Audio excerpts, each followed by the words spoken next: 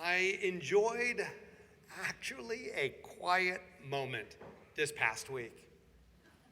I was sitting on a bench, I was soaking in a beautiful day, the sun was warm, the humidity was low, and I had a sense of accomplishment from Rosh Hashanah. And I was pondering what to say on Yom Kippur. And then I caught myself laughing out loud because I decided to talk about God tonight. And I realized that it would be a lot easier to talk about God than it is to talk about Israel.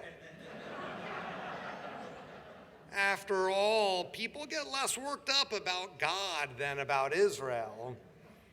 So let's jump into what my teacher, Rabbi Neil Gilman, used to call God talk. I want us to think about this prayer book, that we are going to spend a lot of time turning lots of pages tonight and tomorrow. So let's just slow down for a moment and let's let it speak to us. The Machzor is our high holiday prayer book. I don't want to take anything for granted. The word Machzor means cycle or return. Our everyday prayer book is the Siddur, meaning order, like the Passover Seder, the same root.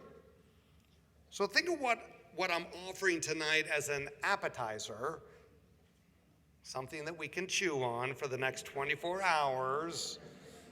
The imagery is purposeful, but may not be so kind. So I want to focus on two ideas. One is scarce in the prayer book, and the other is overflowing throughout it: doubt and metaphor. The prayer book speaks expansively in metaphor, but we often try to take it literally. And the prayer book is full of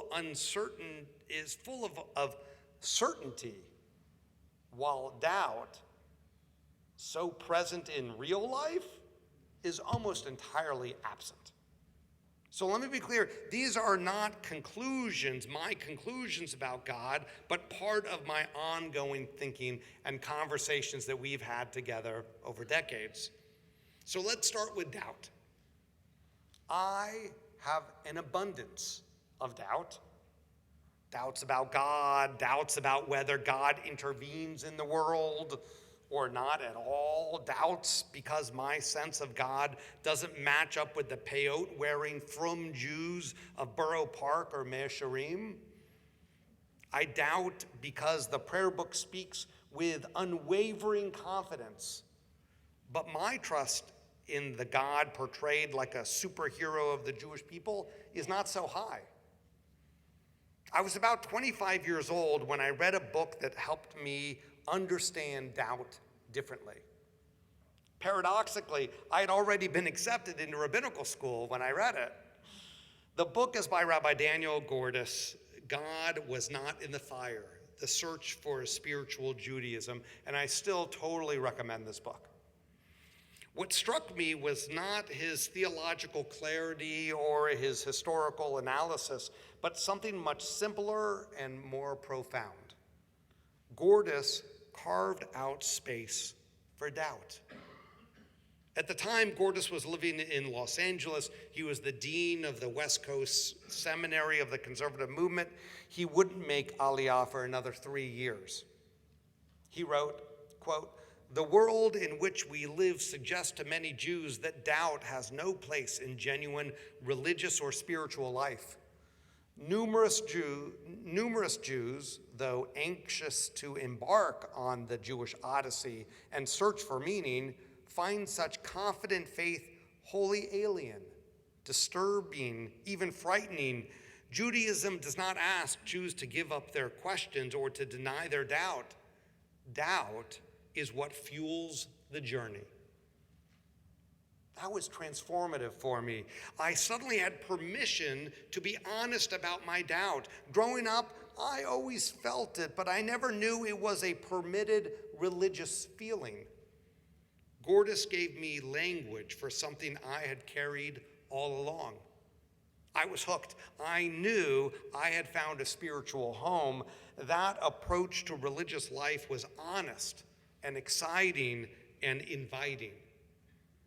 The irony is that we don't talk about God much, even though God is everywhere in our prayers and Torah and holidays. Why? Because the main place we encounter theology is in synagogue, on Shabbat and festivals. That means that the God we hear about most often is the God of grandeur, omnipotent, omniscient, omnipresent. On Shabbat mornings, the prayers are full of praise for God. The Shema promises reward for obedience and punishment for disobedience. On Passover, we expect the God who split the sea to intervene again.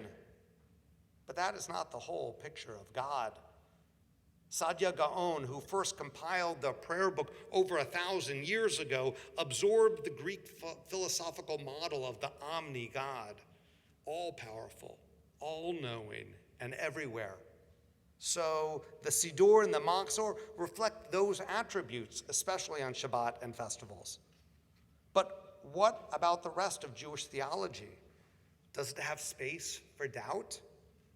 The book of Job, where a righteous man rails at God's silence, doesn't appear in the prayer book. Of the 150 Psalms, the ones that give voice to doubt and despair are mostly left out.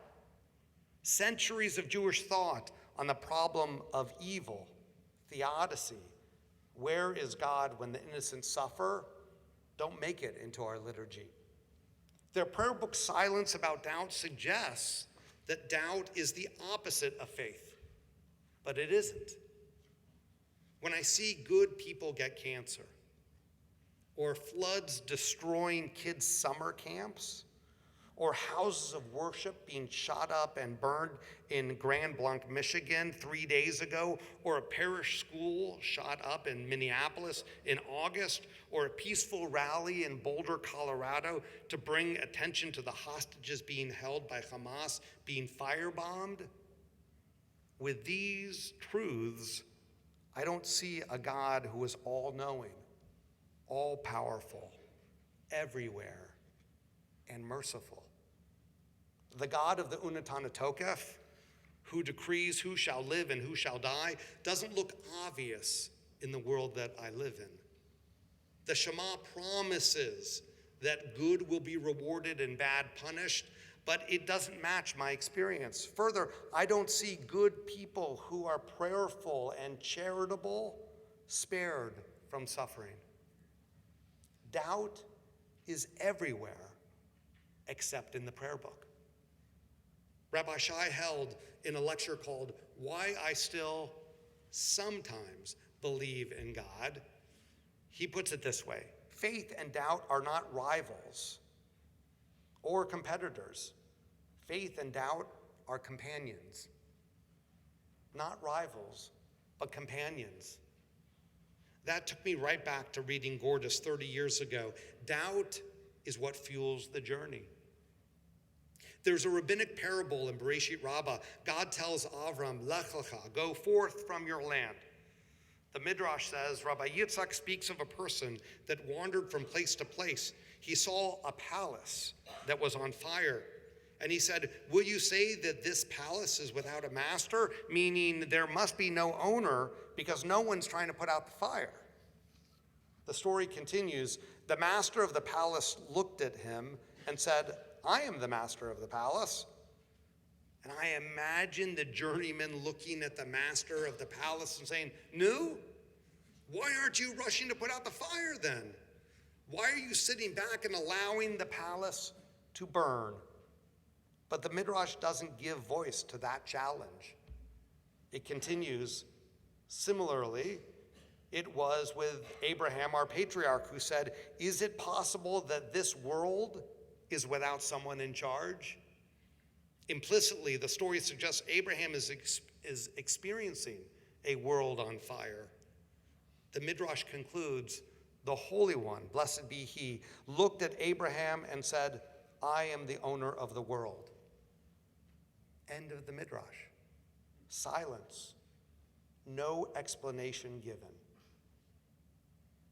Abraham's challenge is ours. Does the world really have an owner when it looks like it's burning down? Maybe Abraham's protest is itself an act of faith, a refusal to accept a burning world as normal. To insist the world could be better is to believe in possibility, in hope. But the parable is still unsettling. The palace is burning still, and the owner doesn't seem to be acting. This is our question too, especially when tonight begins day 727 of the war and the hostages remain captive. So many things are happening in our country. It feels like the palace is burning. The world seems to be burning seemingly without God's intervention. So what do we do when the omni-God doesn't match our experience? In 2012, Yoram Hazony wrote an essay in the New York Times called An Imperfect God. He argued that the God of the Bible is not a bundle of Greek perfections, but a reflection of reality as we experience it, unpredictable, at times harsh, and yet also capable of astonishing generosity. Hazony writes, "It is the hope that God is faithful and just that is the subject of ancient Israel's faith. We hope that despite the harsh reality of daily experience, there is nonetheless a faithfulness and justice that rules in our world in the end." But that is hope, not certainty. Which brings me to metaphor. The Talmud says, Dibra Torah kilashon b'nei Adam. The Torah speaks in the language of people. So talk of God is metaphor. God doesn't literally see or hear or stretch out a hand or wear a crown. These are human images that we use in the prayer book to reach towards the ineffable. Maimonides railed against taking these images literally. God has no body and no likeness of body, we sing in Yigdal. But metaphor is not a weakness.